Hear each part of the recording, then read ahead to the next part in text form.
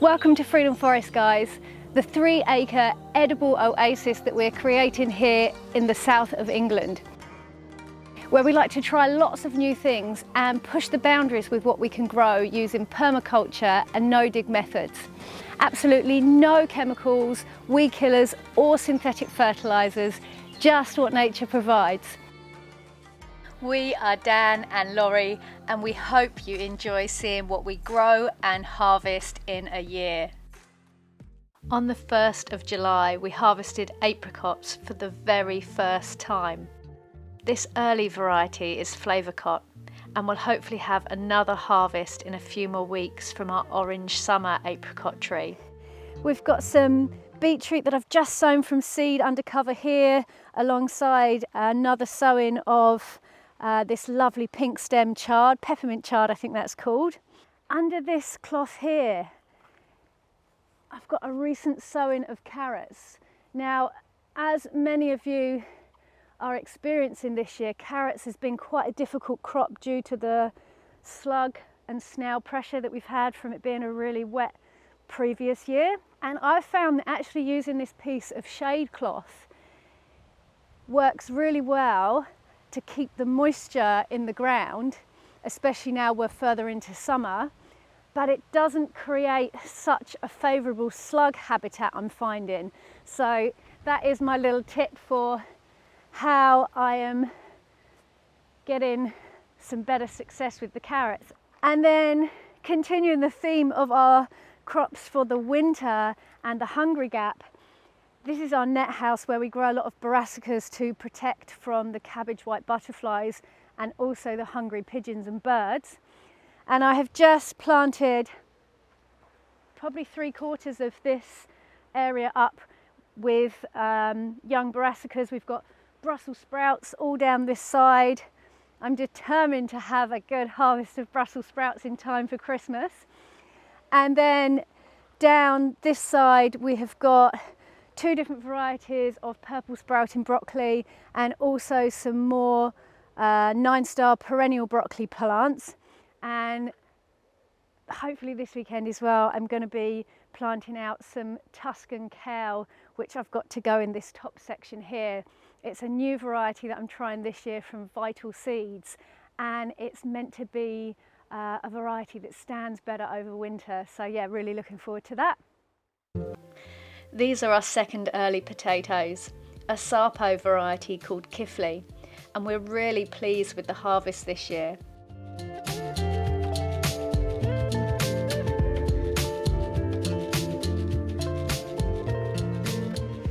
This area along here, my friends, is our main potato beds this year. These were our first outdoor ones I got out last week.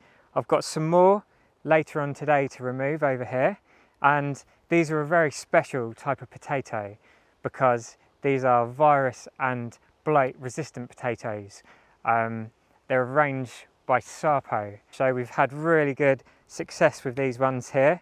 This is our main crop of potatoes. You see these ones that are still flowering, and I've planted these from our own saved seed potatoes, and all of these are our own saved seed, but these are planted slightly later in a couple of successions over a few different weeks, and these are coming on now. So today, one of my jobs after we film this video, I'm going to strip back any of the blackcurrants which are currently ripe, and I will get to making some of my favourite blackcurrant cordial or maybe some blackcurrant jam. I have already made some batches of cordial from our first harvest, but it is something that I love to put in the freezer as well and have a good supply of for the winter, because it is such a nourishing winter treat. Once the gooseberries and blackcurrants are finished, the next berry that we start to harvest is usually our blueberries, and we have got 4 blueberry bushes in the food forest. 3 of them are well covered in berries again this year. We are now harvesting the first of our summer raspberries as well.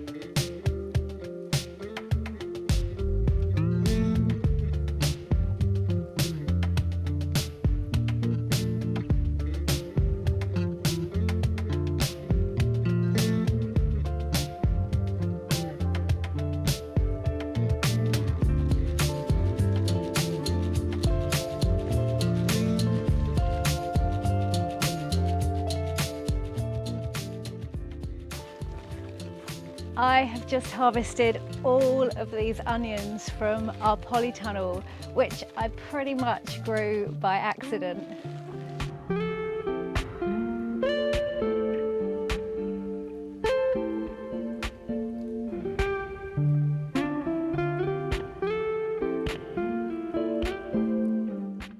By the middle of the month, we were harvesting raspberries, blueberries, blackberries, wineberries and plums.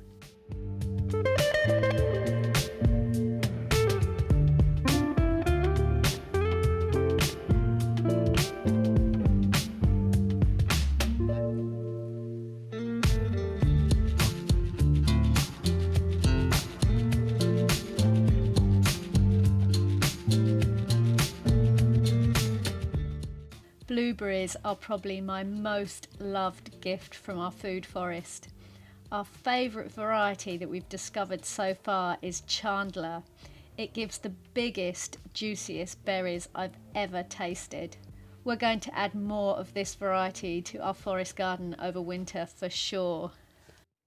We've got one of our favourites and we've been harvesting tons of these, and one of the wondrous things about these is you can see some baby ones just in here, is they're literally, one plant will make like 15 of these a week, and you can hopefully just see that one there, and we call them snakes because they look like snakes, and as you come up the plant you see they're kind of just everywhere in there. Within a week or two, if you don't harvest that, it will literally be almost up to a metre long, and there's a slightly bigger one in there, and this is a really good size here just for harvesting and using stir fry, that kind of thing. The multi-use of this plant, one of the reasons why we love it so much is that you leave those on at the end of the season, you stop harvesting and they will go massive and they'll go brown, and then they will store like a winter squash all over the winter. So that is amazing. So in this tunnel I have still got a little bit of a mix of some crops that are left over from my winter plantings, and they just keep going to my surprise. So I've kind of left them in here. This massive patch of parsley here was from our overwintered plantings. It is starting to flower a little bit. And this flat leaf parsley here, I've actually cut back completely to the ground once already, and it just regrew and is giving us amazing fresh harvests. Also, these kale plants, there is about 3 of them left down here, are growing amazingly, and I cannot believe that they have not run to seed yet. Tomatoes down the middle, we have got our first lot of fruits that we've been harvesting now. This one is sun gold, and you can see I've been picking some of these as they've come ripe already. One of my favourite crops that I also grow in this tunnel, which I'm going to have a big harvest of after we have finished filming today, is holy basil or tulsi, and I grow a whole row of tulsi all down this run of the tunnel, and I grow this to dry and use as tea. We absolutely love the flavour of this, and I also make some tinctures. It has really good medicinal properties. It's an adaptogenic herb. We harvested our first cantaloupe melon on the 25th of July, which feels a little earlier than normal, but very welcome. Freshly picked melons has to be one of the best homegrown treats. This year's main onion harvest has been my biggest yet. I think we'll have plenty to see us through now. I use onions or leeks in nearly every meal that I cook. I love roasting the red onions in big chunks until they caramelise a little, and I also use heaps in the roasted tomato paste that I make in batches once the tomatoes are producing abundantly.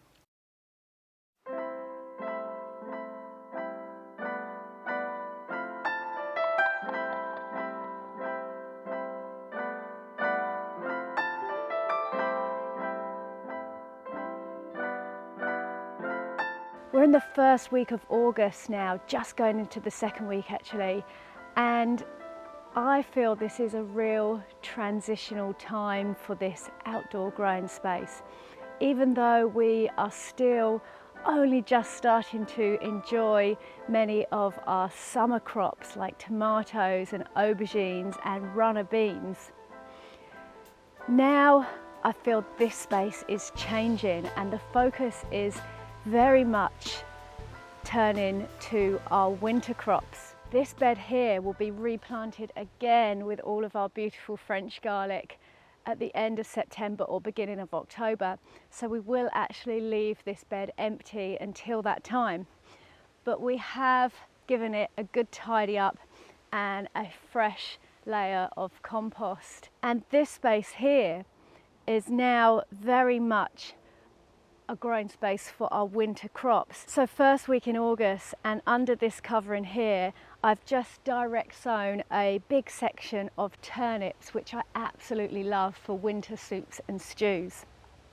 And I've also popped some coriander seed in direct to hopefully act as a companion plant for the turnips. There's also some transplants that have recently gone in. I've got some leafing chicory, which I'm trying for the first time this year, which I sowed into plugs back a month or so ago. We've got another batch of chard, and I am loving this pink stem chard that we have been growing this year. And then we've also got some dill, which I grew from plugs back in July, and then a direct sowing of my last batch of carrots, which I sowed on the 1st of August. And we've actually got some really good germination from the carrots there, which I am really happy to see. So as you can see, this bed here has got lots of roots and greenery, which is going to feed us right through the winter. Later on this month, I will do a second sowing of turnips, which I'll sow into trays. And I'll also be sowing some more cooler loving herbs like dill, more coriander and chervil. And I'll also be doing a big sowing of spinach to fill one of the gaps in the outdoor growing area as they come available. And I'll also be sowing a few extra brassicas, which I'm going to be trialling growing undercover in our polytunnel this year. And then right down the end of the bed, I've got my main outdoor sowing of parsnips, which is also companion planted with dill, which is actually flowering now, and also spring onions again, which are predominantly there just as a companion plant, but can of course be harvested if we need them. Harvests in August are abundant and delicious. Courgettes were producing heavily now and can be enjoyed in many different ways, from summer stews to chocolate courgette cake. The food forest continued to supply us with a variety of juicy berries.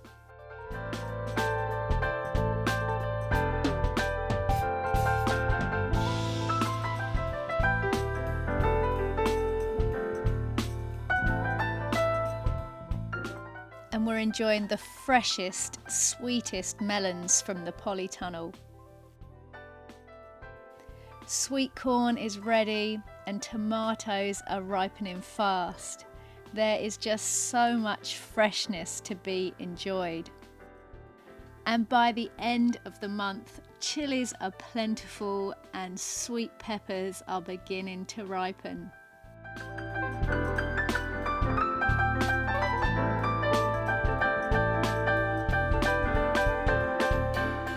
I also go foraging for elderberries this month, for elderberry syrup as a winter tonic. August is a truly satisfying month in the garden. As we move into September now and closer to autumn, this marks a clear shift for me in how I spend my time here.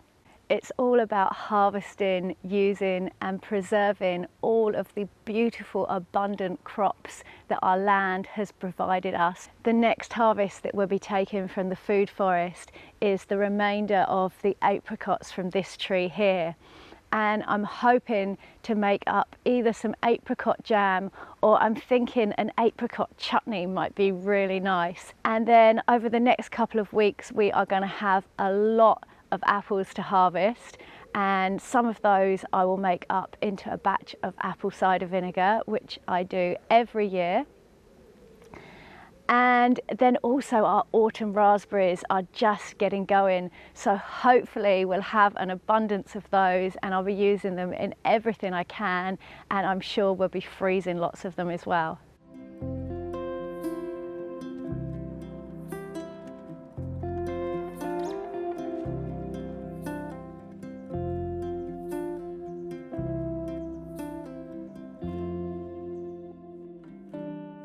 Harvesting winter squash is always fun. These little orange uchikikuri squash are one of my favourites. They are early to ripen and easy to handle in the kitchen, and they have great flavour too.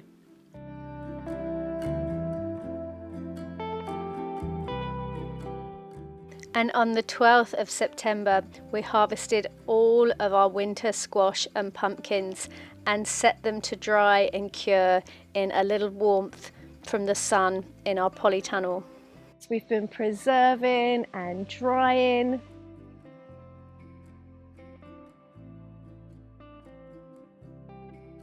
And we have not been able to keep up with the abundance of apples that we have had from just 2 trees already. It is safe to say that I ate more fresh apples this month than ever before in my life. We started harvesting our first dried beans for shelling around the middle of the month. Dried beans are such a valuable source of homegrown protein for us.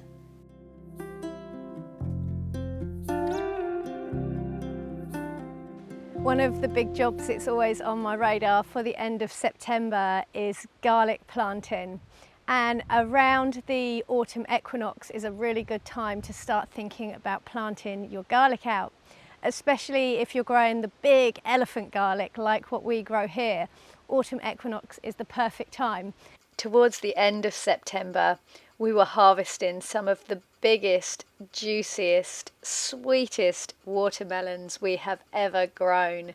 A true gift from the garden. So that is an absolute whopper at 19.5 pounds, which is approximately 9 kg. So I'm excited to see what this one looks like inside.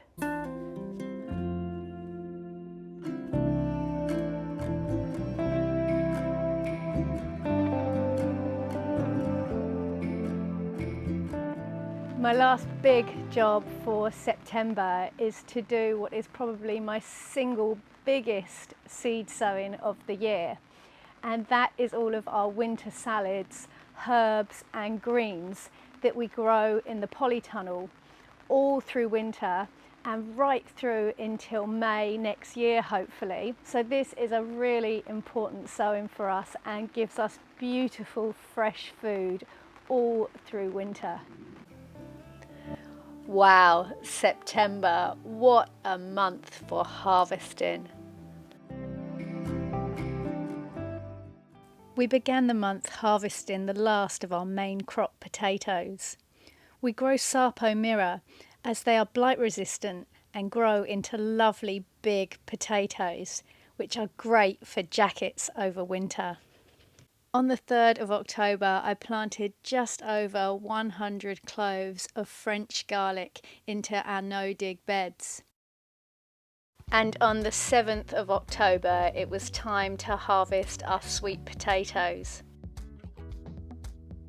It wasn't our best harvest this year, and we do find that every year you come across different challenges in the garden, but we are forever learning from them and making changes and trying new things.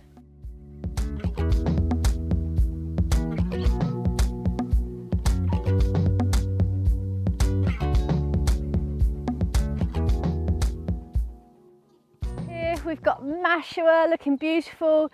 This is a perennial nasturtium. gives a lovely white root that we harvest in the middle of winter, December, January time. But the benefit of this crop, just like normal nasturtiums, is you can eat the leaves as well, and so it's a really lovely addition to winter salads. Nice spicy bite to it. Jerusalem artichokes. We've got plenty of those. We are definitely not going to go hungry this winter.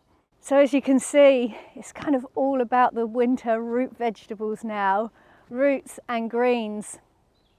The courgettes are very nearly finished. There are a few there to harvest that I can just see now.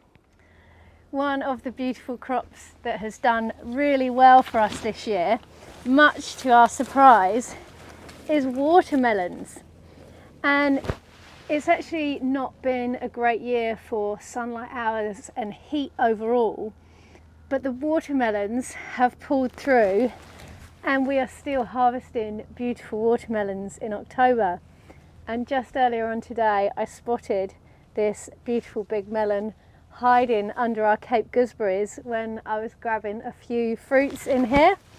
Another thing that we're harvesting from our polytunnels right now, which I'm absolutely loving, is we have got an abundance of red pointy peppers this year, and they are just delicious, and I'm using them in absolutely everything right now. The harvests just keep coming this month. It has been a great year for apples, and we harvested the last of the apples from our food forest from this young Braeburn tree. This variety is supposed to be a good one to store, so we wrap the apples up in newspaper and have them in our storage shed.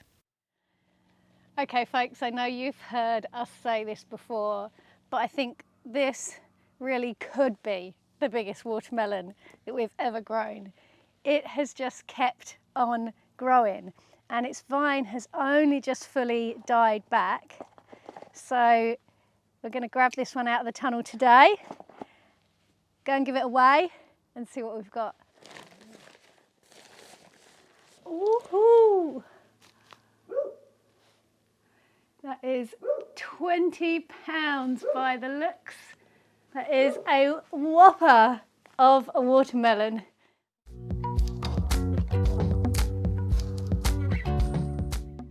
The next big and important job in October is changing around our polytunnel and replenishing the beds ready for our winter planting of salads, herbs and greens.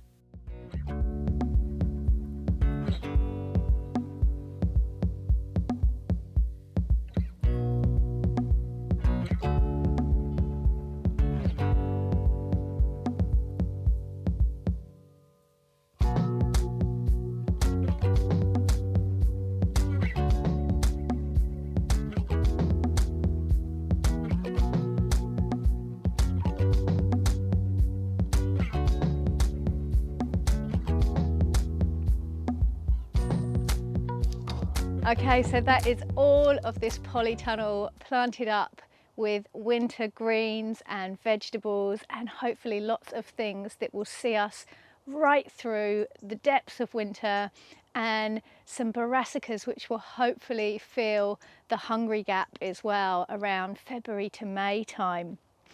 It has been a massive day. I'm absolutely exhausted, but I am so happy to have this all in the ground.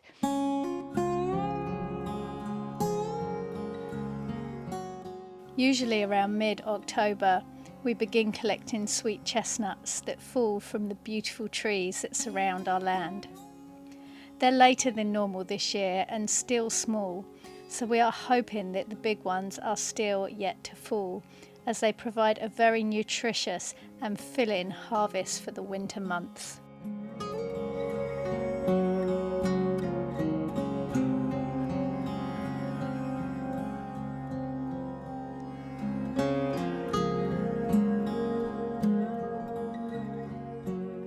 It's the 10th of November today, and we have still got an amazing amount of hot chilies in this polytunnel, but the weather is due to get quite a bit colder next week, possibly a few frosts down here in the south.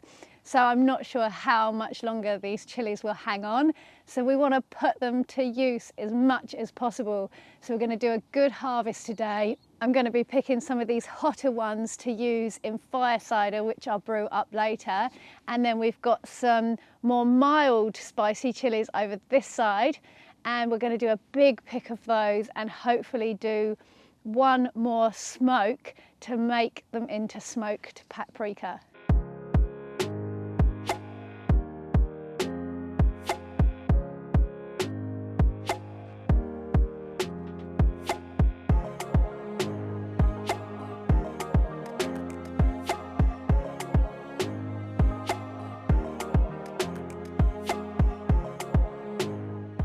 Now for the rest of the fire cider ingredients.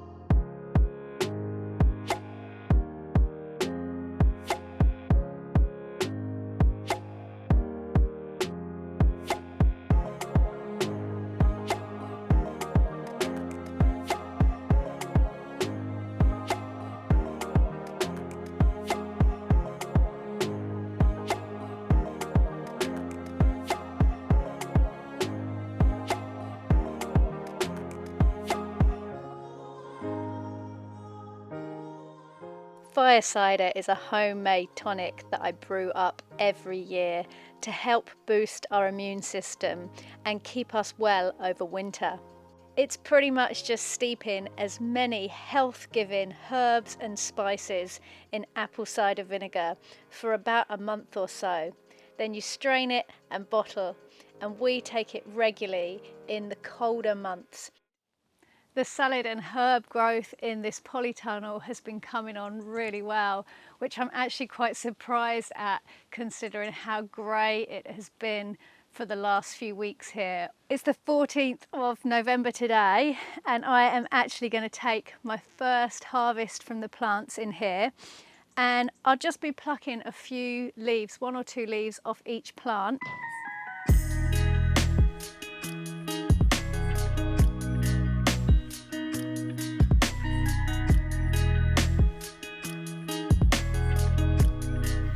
Okay, so this is just a harvest from the top half of our tunnel, and this is more than enough salad for our dinner tonight, and there might even be enough to take a bag up to our neighbours as well if I grab a few more herbs and mustards to add to it. And we are so blessed to have this space because we do eat a lot of salad through the winter and we really enjoy it. It feels like such a beneficial time to have crispy, fresh greens, like a time when our body really needs it the most. So we really appreciate the ability to grow all of these beautiful plants to feed ourselves with. Another crop that we harvest in November that we've been experimenting with for the last couple of years is taro. And if you would like to see more about this slightly unusual crop to see growing in the UK, then check out some of the taro specific videos that you can find on our YouTube channel.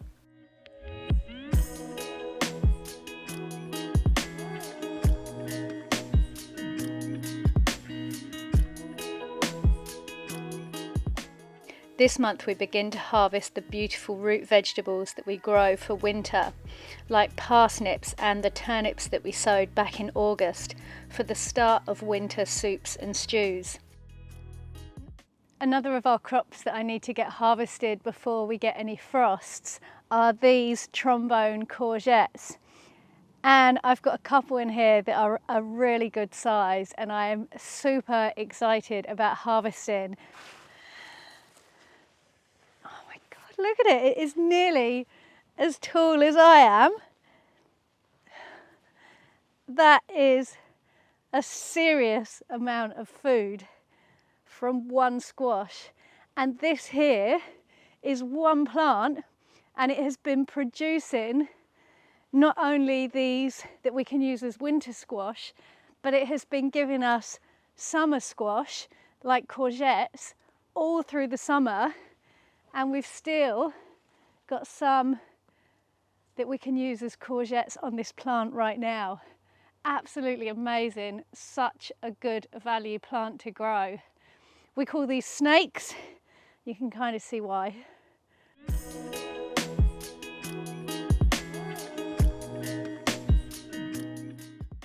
And we also harvested the last of the sweet peppers from our polytunnel, which was just in time as we got an unexpected and rare dusting of snow in November.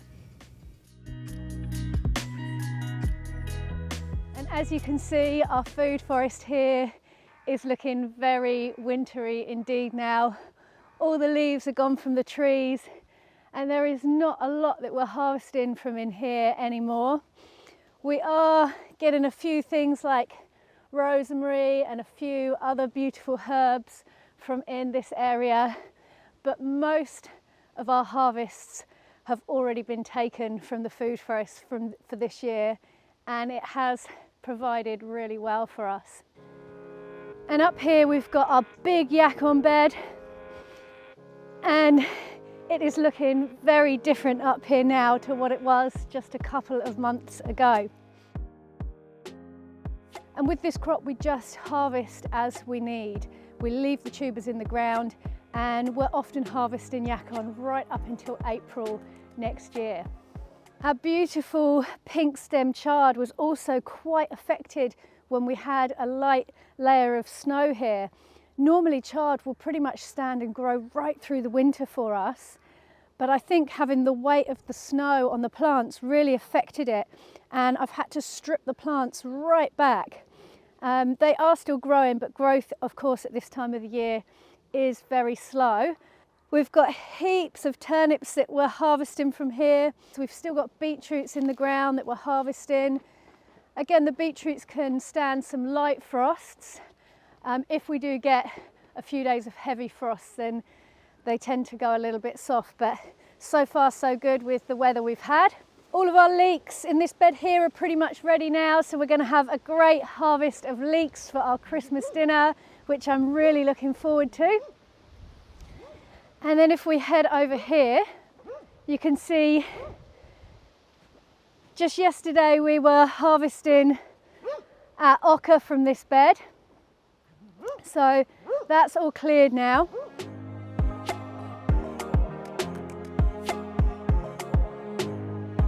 We've got Jerusalem artichokes all along up here, and we're harvesting those now. Again, we just harvest those as we need. We leave them in the ground, and we can be harvesting the Jerusalem artichokes right up until about April again next year, when they start to re-sprout again. And the polytunnels are doing really well for us as well. We've got lots of beautiful winter salads in this tunnel here.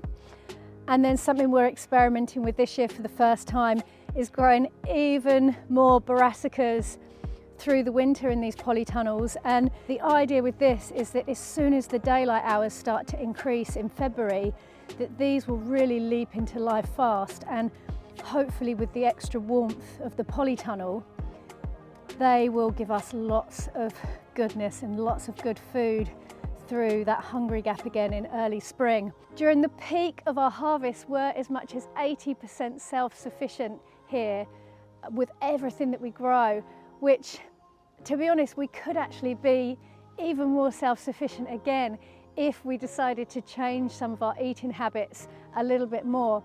But we're really happy with that as it is right now. We continued to get bundles of salad out of the polytunnel through December, and we also had Brussels sprouts ready for Christmas. The only seeds that I sow at this time of year are broad beans, to be planted out in early spring. There are no other sowings until mid-February. And then with the beauty of working with the seasons and Mother Nature, it all begins again.